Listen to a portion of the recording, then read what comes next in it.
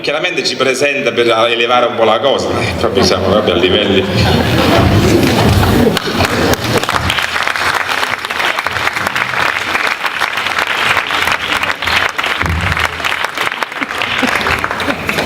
Buonasera, benvenuti, come Franco Arminio e Livio Arminio.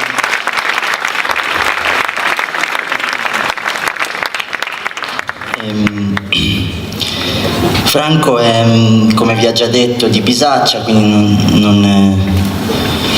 non c'è tanto altro da dire rispetto alla sua biografia, che fra l'altro c'è nella brochure del festival.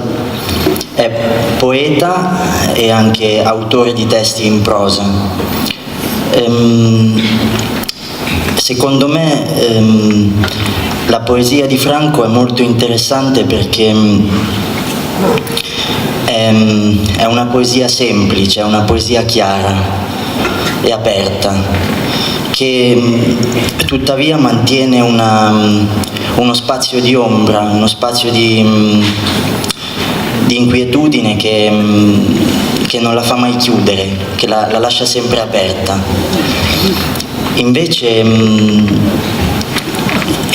dal punto di vista del suo lavoro in prosa, il cuore della ricerca di Franco è una disciplina, una cosa un po' indefinibile che lui ha chiamato, che lui stesso ha coniato, una parola che lui stesso ha coniato, che è la paesologia, che è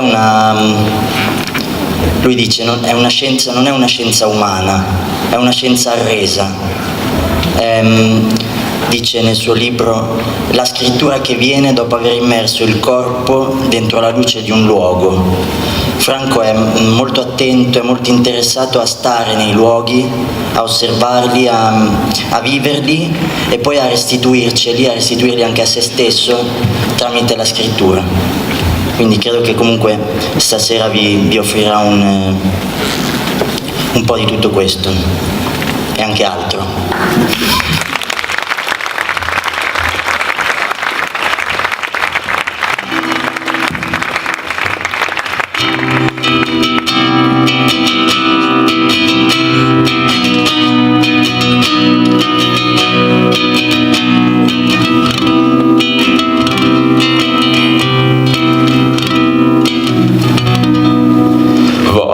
Silenzio, un silenzio, un silenzio, un silenzio, un silenzio, un silenzio. Voglio un silenzio, un silenzio, un silenzio, un silenzio, un silenzio. Voglio un silenzio, un silenzio, un silenzio, un silenzio, un silenzio. Voglio un silenzio, un silenzio, un silenzio, un silenzio. Voglio un silenzio, un silenzio, un silenzio, un silenzio, un silenzio, un silenzio, un silenzio. Voglio un silenzio, un silenzio, un silenzio, un silenzio, un silenzio, un silenzio.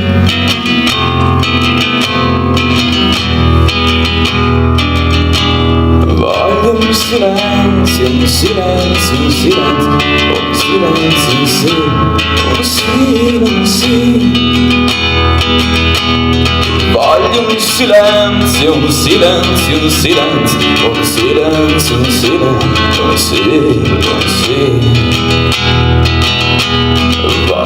un silenzio, un silenzio, un silenzio, un silenzio, un silenzio. Voglio un silenzio, un silenzio, un silenzio, un silenzio, un silenzio,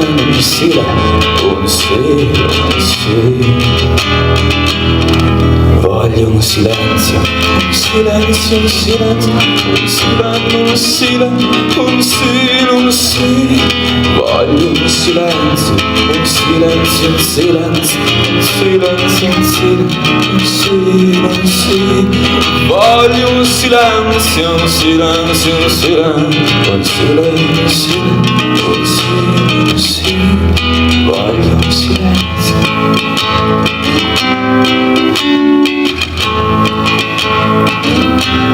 Voglio un silenzio, voglio un silenzio, voglio un silenzio. E che non sia un silenzio distratto come un sottoscala o un silenzio orgoglioso, un silenzio animoso, un silenzio che aspetta qualcosa, che sia un silenzio senza parole, un silenzio arreso, un silenzio. Voglio un silenzio, un silenzio, un silenzio, un silenzio, un sì, un sì, un sì, un sì, un sì.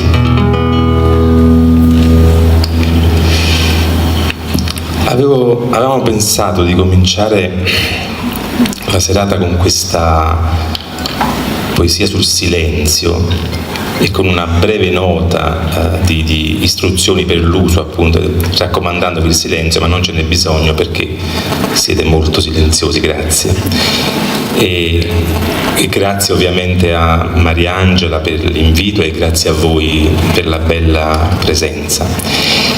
E quindi purtroppo al posto di questo discorso del silenzio ne farò un altro brevissimo su una persona, perché oggi Emanuele Trevi parlava del telefono, del fatto che al telefono ti possono raggiungere adesso in qualsiasi momento delle notizie, insomma, particolari. E lui parlava della morte di Jacqueline Risset, una grande poetessa.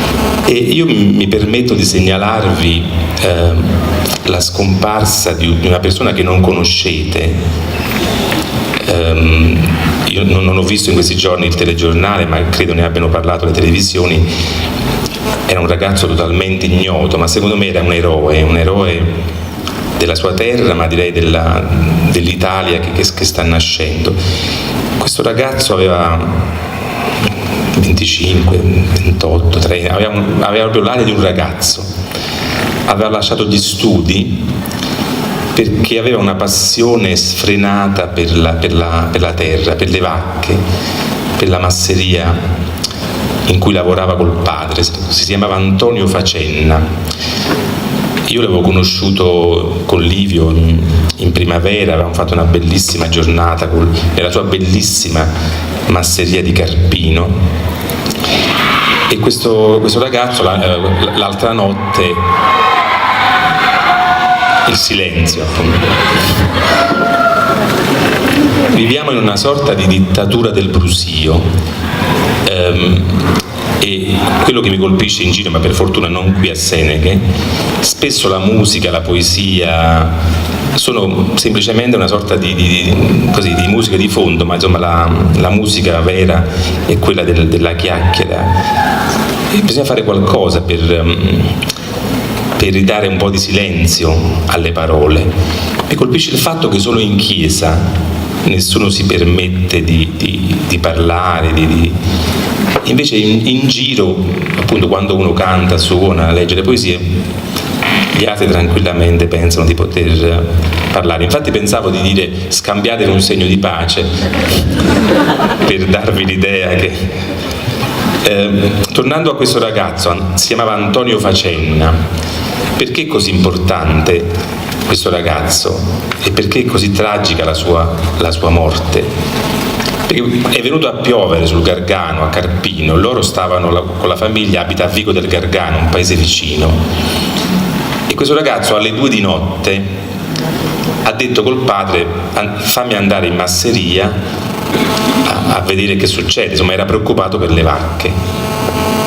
E il padre lo ha sconsigliato, ha detto: vabbè, ma sta avvenendo la fine del mondo, cioè, ma noi siamo qua al sicuro, ma le vacche, domani mattina vediamo le vacche, che è successo. E invece lui si è avviato, forse aveva una Panda, una macchina scassata. Già la strada noi l'abbiamo fatta ad agosto, abbiamo fatto una giornata lì, una giornata di paesologia. Già d'estate è difficilissimo arrivarci, è una stradina strettissima con la montagna appunto sopra, e praticamente è stato travolto dal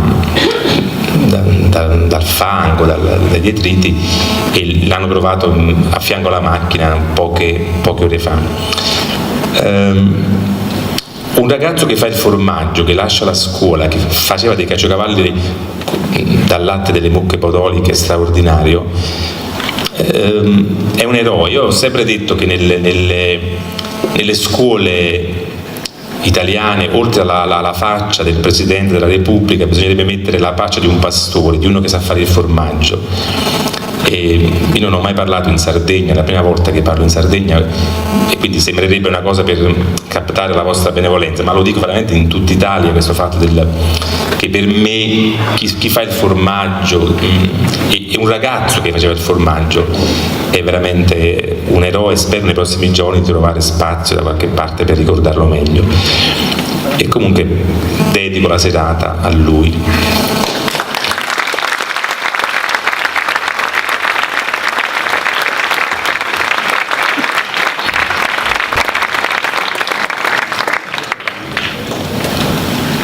Il chiasso della gelosia, dell'invidia, dell'antipatia, il silenzio delle pietre, delle nuvole, dell'erba.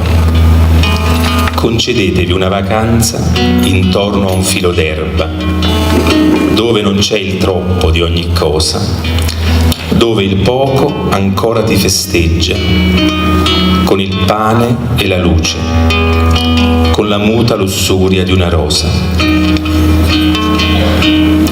Partiamo da qui, un poco di attenzione, un dire che sia onesto, un fare che sia dolce.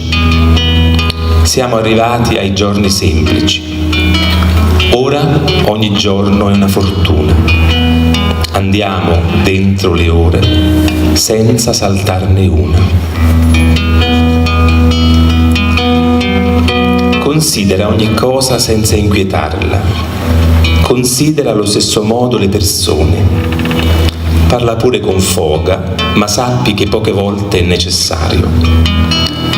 L'anima delle cose la trovi solo se vuoi abbracciarla. Il mondo ti riesce vicino solo se gli corri dietro come un bimbo il suo palloncino.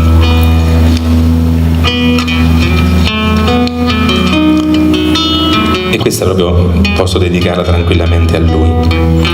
Abbiamo bisogno di contadini, di poeti, di gente che sa fare il pane, di gente che ama gli alberi e riconosce il vento. Più che l'anno della crescita ci vorrebbe l'anno dell'attenzione. Attenzione a chi cade, attenzione al sole che nasce e che muore, attenzione ai ragazzi che crescono, attenzione anche a un semplice lampione, a un muro scrostato. Oggi essere rivoluzionari significa togliere più che aggiungere, significa rallentare più che accelerare, significa dare valore al silenzio, al buio, alla luce, alla fragilità, alla dolcezza.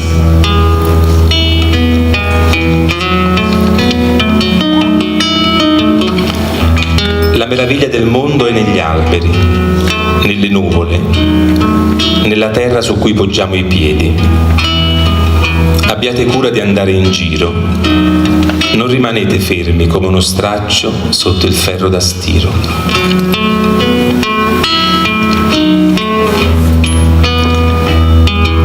Guarda una casa, guarda tutti gli alberi che ti trovi davanti. Puoi toccarli, trovati uno scalino, riposati con la faccia al sole. Se c'è qualcuno che parla, ascoltalo, cerca un altro paese. Per tornare a casa aspetta che sia sera.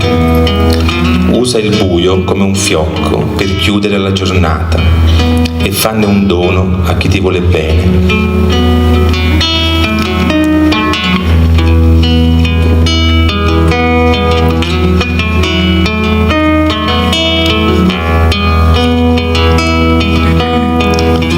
Vogliamo l'infinito e non ci basta neanche quello. Dell'infinito vogliamo la radice, il luogo in cui inizia. Vogliamo sentire come è cominciata questa infiammazione, questo delirio della materia che chiamiamo vita. In questo pezzo di poesie che si chiama Per un nuovo umanesimo delle montagne, mi sono accorto che compare moltissime volte la parola albero, la parola alberi, e quindi qualcuno l'ho saltata. Sono delle poesie che ho messo in un libretto che abbiamo stampato qualche giorno fa in Lucania, ad Aliano, dove facciamo un festival che si chiama La Luna e i Calanchi, chiederemo umilmente un gemellaggio con Seneghe, perché è anche un festival di poesia, ma non solo, ci sono politici, geografi, antropologi sfaccendati. È un festival che dura 24 ore su 24, in cui c'è il tentativo di intrecciare cose che normalmente sono lontane tra di loro, anche la poesia. Abbiamo poeti molto alti e magari anche poeti di passaggio che per un attimo hanno la possibilità di leggere una loro poesia, spesso spero in dialetto, perché in italiano non si possono sentire, davanti a un pubblico appunto bello. E la Lucania, appunto io sono ispino, ma è l'esempio di come dobbiamo uscire un po' dall'idea dell'appartenenza stretta. Per me l'Italia interna, e la Sardegna in qualche modo, pur essendo in mezzo al mare, mi sembra un pezzo dell'Italia interna, è un po' la mia patria, per cui Lucania, Sannio, Appennino tosco-emiliano, Sila, Gargano, mi sento sempre a casa. Gli unici posti in cui non mi sento a casa sono è l'Italia che vediamo in televisione, l'Italia che filmano le truppe della Rai la mattina quando fanno quelle inchieste stupide sul tenore di vita, eccetera. C'è l'Italia che si vede a Roma, a Milano, e insomma lì non mi convince. E della Lucania amo molto che ovviamente i poeti del passato, Rocco Scotellaro, Sinisgalli, il grande magistero di Carlo Levi, che non era lucano ma insomma ha raccontato benissimo quel paese. E c'è un poeta scomparso da non molto tempo che si chiama Vito Liviello, che ha scritto delle poesie molto, molto belle, e Livio ne ha tratto un pezzo, vari pezzi, me ne fa ascoltare uno. Questa si chiama Vanità, è tratta dalla raccolta di Riviello, si intitola Assurdo e familiare. Io sento, non lo so, una sorta di pressione al cuore, perché prima ho parlato con mia madre e quindi mi ricollego alla storia di prima. Conoscevo quel ragazzo, così, l'ho visto 2 o 3 volte. È impressionante come l'idea che lui non ci sia più e mi sia così pesante, pur conoscendolo appunto, avendolo visto 2 o 3 volte. Non lo so, è strano, non so spiegarvi perché, però volevo dedicarvi questa canzone, Vanità, e la dedico a tutti voi.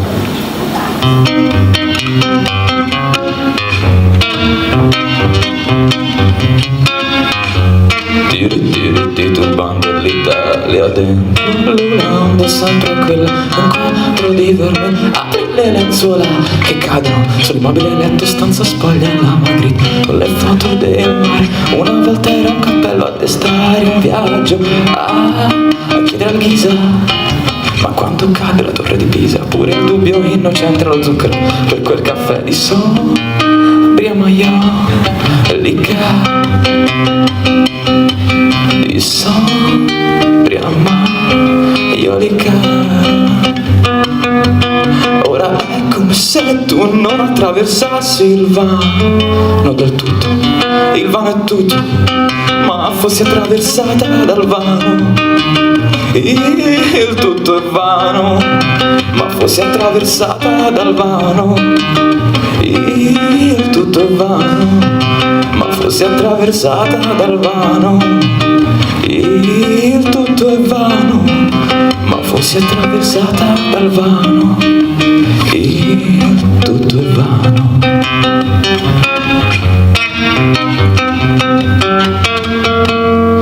Tiri le liane fin sopra il mento, la banda è già passata oltre il fermento. Rompi quelle uova che covano fantasmi sul tetto, stanza tonda la Magritte con le porte sul mare. Una volta quel bidello disse al più saggio che in tutti i paesi si costruiva muraglie cinesi e la bevanda preferita latte non è stata in Sobriamaio Lica. In Sobriamaio Lica. Ora è come se tu non attraversassi il vano non del tutto, il vano è tutto, ma fosse attraversata dal vano. Il tutto è vano, ma fosse attraversata dal vano. Il tutto è vano, ma fosse attraversata dal vano. Il tutto è vano, ma fosse attraversata dal vano. Il tutto è vano.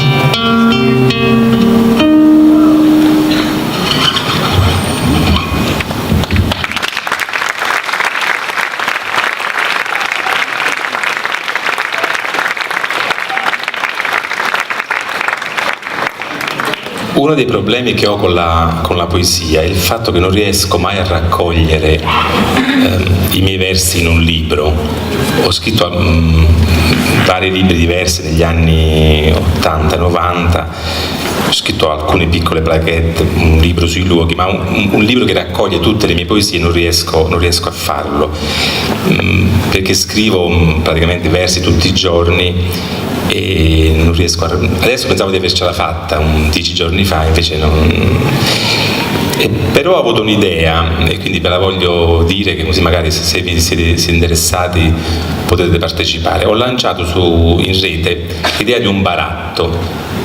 Io mando a domicilio il file di questo libro, che prima o poi dovrò finire, spero in questi giorni, e in cambio voi mi mandate quello che volete, un disco, ho detto un francobollo, un caciocavallo, una marmellata, miele, e praticamente ogni giorno la cosa bella, ve lo dico perché è incoraggiante per la poesia, siamo un festival di poesia, quindi è una bella notizia che non riguarda me, riguarda la poesia. Ogni giorno la postina porta a casa mia qualcosa, cioè ripeto, io il libro non l'ho ancora manco finito, cioè nel senso che sto qui e le persone mi mandano, avremmo avuto tipo 40 barattoli di marmellata da tutta Italia, dall'Etna, dal Trentino Alto Adige, e formaggio, salami, altri libri